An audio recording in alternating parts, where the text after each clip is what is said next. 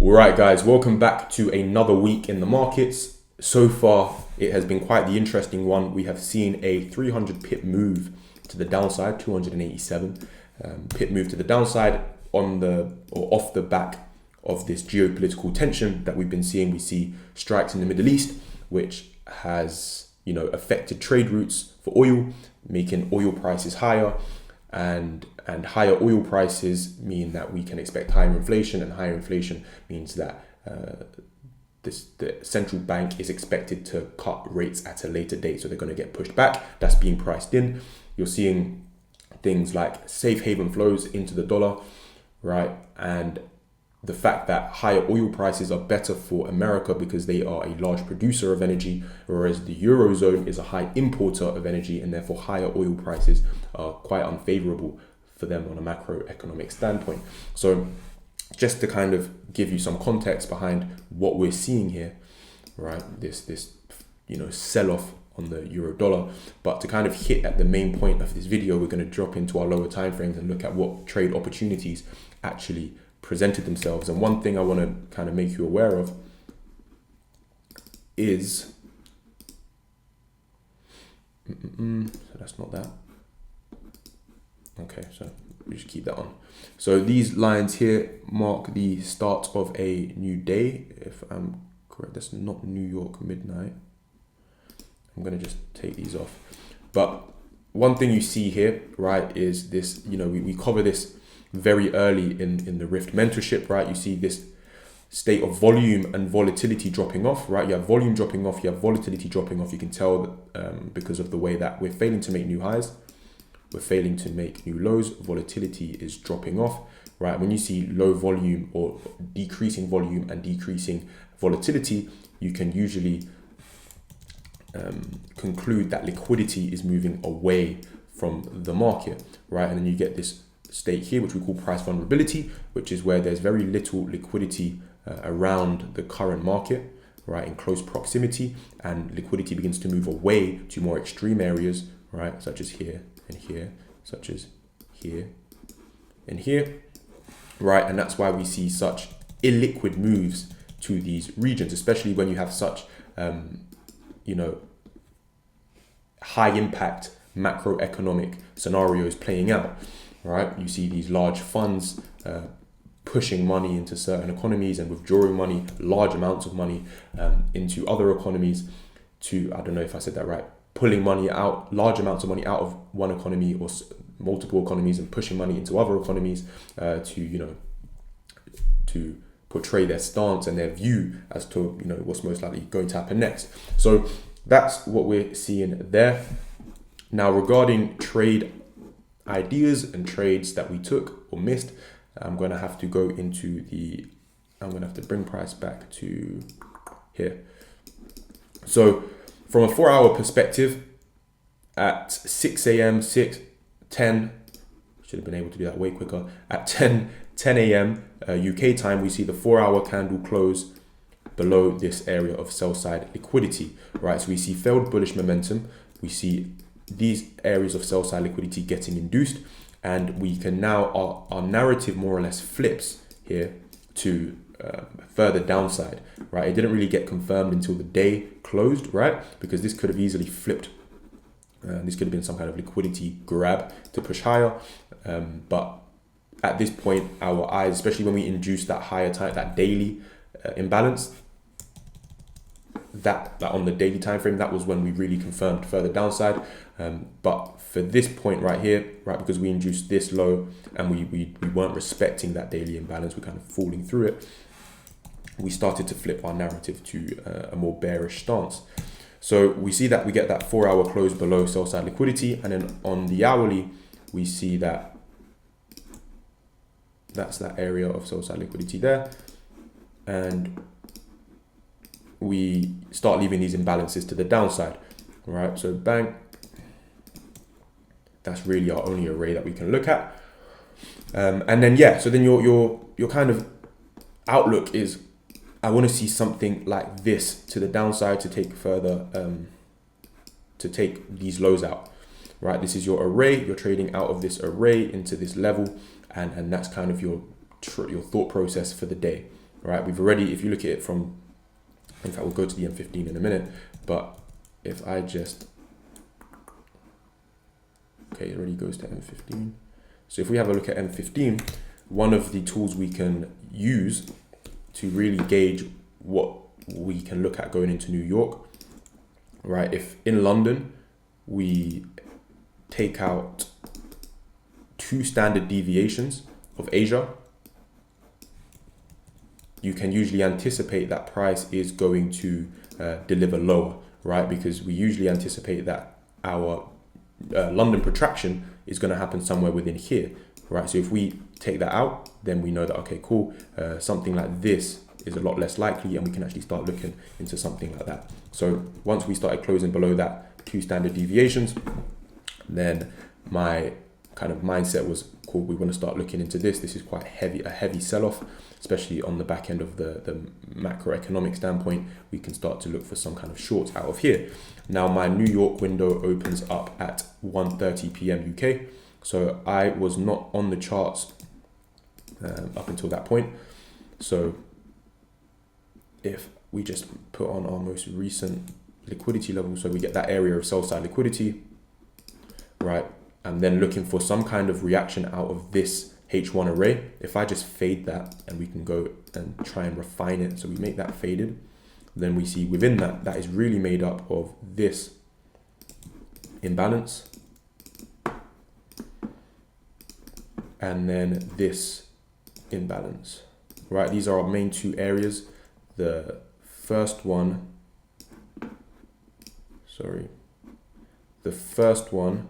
being 11.5 pips, and the second one being 10.1 pips, right? So these are our main 2 areas that our eyes are drawn towards. You see that this one lines up with that midpoint of the imbalance, and ideally, if we really are seeing that much bearish momentum, and this really is as bearish as we were anticipating, then we would want to see something. We don't want to see a deep pullback to the distal line of this imbalance. Rather, we'd want to see something here to then start rolling over. So you see that if we play price, you get this M15 shift right here out of that M15 bearish imbalance. And you could have played this if you was on the ball and this was part of your plan. You could have shorted from here, right? But for me, this was before that New York window, and I didn't really want to get involved in that. That wasn't really my cup of tea. On the hourly, you see that was, in hindsight, it does look quite nice, right? You have that hourly imbalance, price taps into that, but you have this H1 array, which is against you, which I didn't really like, right? So anyway, you could have played that short, and you see that that plays out very nicely, and you would have had to gotten out down here. So that's that. I didn't play that, is what it is. And then you can see that we more or less start moving lower for the rest of the day. So if I just get rid of this, bang, we can go back to our higher time frames and see what's really happening here. So we get bearish array that forms a new bearish imbalance, right? If we get rid of that, you could have also potentially played something here, but there's just no entry criteria, right? You don't have anything there. Yeah, not my cup of tea. And you can see we go into Asia session the next day, which is today, right? So we have so you want to be paying attention to these finer details, right? Bearish imbalance gets respected. We break the previous low with a new bearish imbalance, which gets respected, right? So bearish order flow is clearly in control, right? So you get bearish imbalance, tap into new bearish intent that takes out this low, and it gets respected, right? So then you're looking at areas of sell side liquidity such as this, and further down. Now, if we take a glance on our higher time frame, so if I batch this all up into your USD H1, I just want to kind of reset the daily view. Sorry, it's getting late.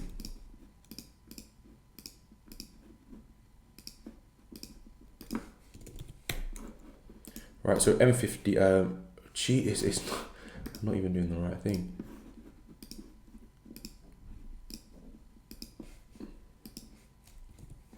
So your 1 hour, if we go to the daily now, you see, right? So this was that daily close from yesterday. And at that point, you're saying, cool, we've fully induced the bullish imbalance. Over here, we had this order block, which was over here.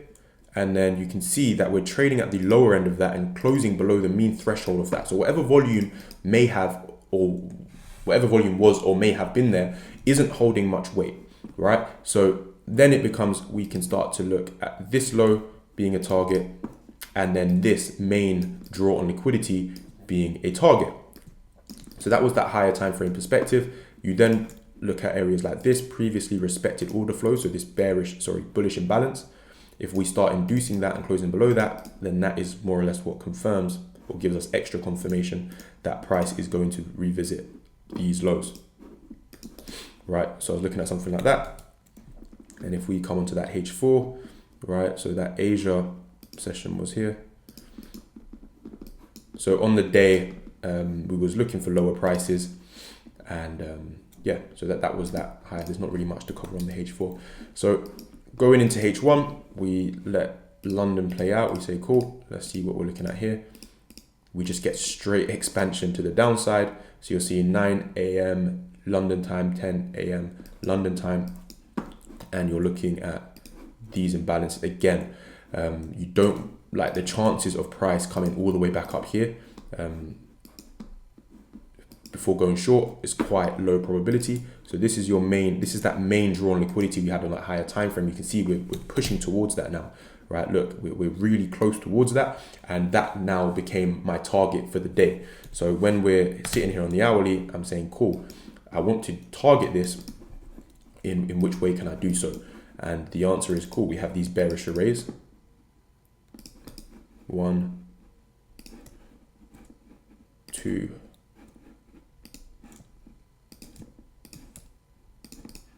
and 3. We don't need to keep these all on, but at this point you're saying, cool, so we are not very far from our final draw on liquidity.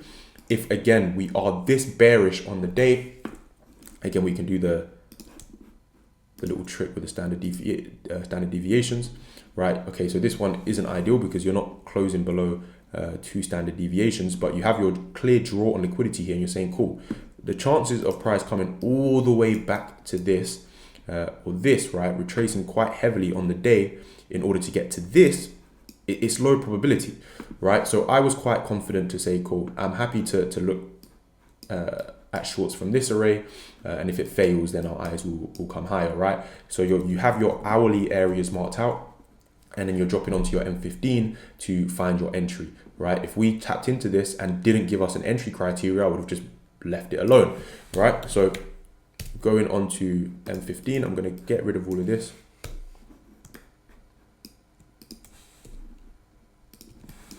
All right, bang. Is this all? So yeah, I knew something was wrong there. So that is our actual range. So we do close below 2 standard deviations. No, do we? Yeah, we do, because that is 5 a.m. open. All right, so just to clarify on that.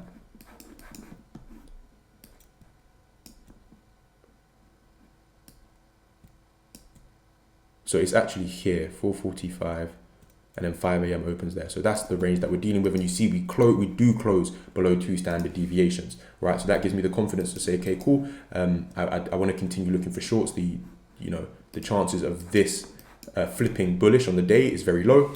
So I want to start looking for lower prices. And now we have that H1 imbalance marked out there, which I'm just going to fade. And then if I play price, right, you see that price taps into this, right? This is where my eyes start to pay attention to what's going on, and you see, okay, cool. We've taken out this area of, buy side liquidity, even though it's very minute, right? It doesn't hold much weight, but we've tapped into that array. We've taken that out. You see that we get on a fractal level, this would be an area of buy side liquidity, right? We transact above that, and then we start to see price trading away from this H1 array, right? Now, I'm not saying by any means that this was, right in front of your face, that this was a super easy trade to take. It wasn't, because you don't have any M15 ETF plays, right? As in, you're not getting your market shift on your M15, right? So that forces you to go into M5. So you drop to M5 and you say, okay, cool. Well, we're reacting from this array. And the only reason I'm doing this is because my drawn liquidity was so clear, right? So I was happy to be a bit more aggressive, and we've just had straight bearish days. So you see, we take out buy side liquidity, we push lower, and now I'm just waiting for some kind of signal to really tell me that this is going to go lower. You can take this as your shift, right? It's nothing really clear. This one was probably the better option. I went to DXY and was looking at shifts at around here.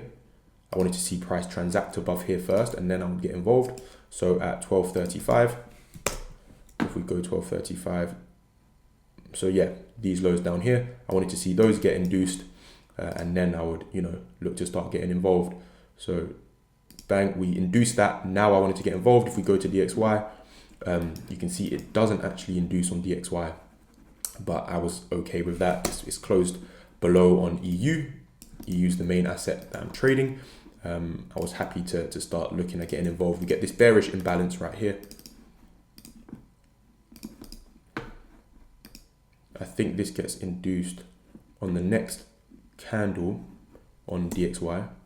Yeah, so then we've induced it on DXY. I'm just trying to think of exactly what I did here. And then what I wanted to do, right? I was sitting at the desk and I was saying, cool, I want to get involved here. This M5 bearish OB is somewhere that I'd want to get involved to improve my risk to reward. So OB, and then the desired RR was a nice 1 to 2, right?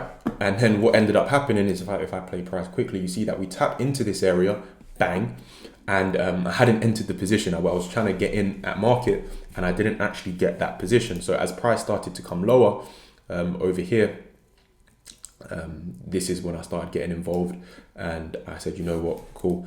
This is M5, right? I'm happy to put my stop above here. If we start transacting above here, price is most likely going to take out these highs anyway. So it was a bit of a risky play for me. Target was this, and then eventually the sell side liquidity on a higher time frame, so something like this. So this is what I ended up playing overall. And if I play this now, you see that price ends up tapping into that imbalance again, and using it to push price lower. Right, you see we get this OB, which price taps into very nicely. So we're seeing sustained bearish order flow. Bang, pushing lower, and then once price tapped into here, I took 50% of my position off. Right, this was half a bullet, so I only risked 0.5% in this trade. Took half the position off here, and then let the rest run to that final target there. Bang. Right, so not the best trade, but good trade nonetheless to start off the month. Nice to see, which was around a percent. So yeah, I can't complain. Very happy. Hopefully we get better trade scenarios to partake in this week, which I highly doubt. I think the best thing to do is wait till next week. But yeah, so if I just carry on playing what happened for the rest of the day, you see that we pushed a bit lower, and then we've kind of got this where we got this liquid move to the downside. We transacted below this major draw on liquidity, and we're now seeing some kind of absorbing of the offers that were used to push price down. They're getting absorbed over here, and we're seeing price pull back into this inefficient leg. So yeah, that is what we're seeing so far this week. So on a higher time frame, that looks something like this. And yeah, now the question is price now going to